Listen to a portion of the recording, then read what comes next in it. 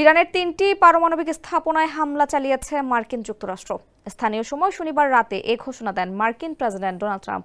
সামাজিক যোগাযোগ মাধ্যম ট্রুথ সোশ্যালে ট্রাম্প লেখেন, আমরা ইরানের ফোর্দো, নাতাঞ্জ ও ইস্পাহান এই 3টি পারমাণবিক স্থাপনায় খুবই সফলভাবে হামলা চালিয়েছি।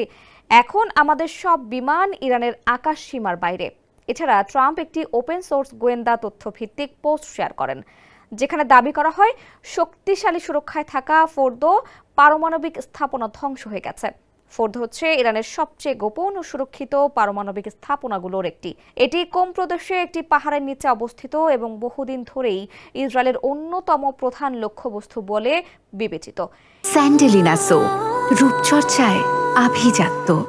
ইরানে এই সফল হামলার পর ইসরায়েলি প্রধানমন্ত্রী বেনিয়ামিন নেতানিয়াহুকে ধন্যবাদ জানিয়েছেন যুক্তরাষ্ট্রের প্রেসিডেন্ট ডোনাল্ড ট্রাম্প। তিনি বলেন, আমি প্রধানমন্ত্রী নেতানিয়াহুকে ধন্যবাদ ও অভিনন্দন জানাতে চাই। আমরা একটি দল হিসেবে কাজ করেছি। সম্ভবত ইতিহাসে এমন দলবদ্ধভাবে কেউ কাজ করেনি। ট্রাম্প আরও বলেন, ইসরায়েলের জন্য ভয়ঙ্কর এই হুমকিকে মুছে ফেলার পথে আমরা অনেক দূরে গিয়েছি। ইসরায়েলি সামরিক বাহিনীকেও চমৎকার কাজের জন্য ধন্যবাদ জানান তিনি।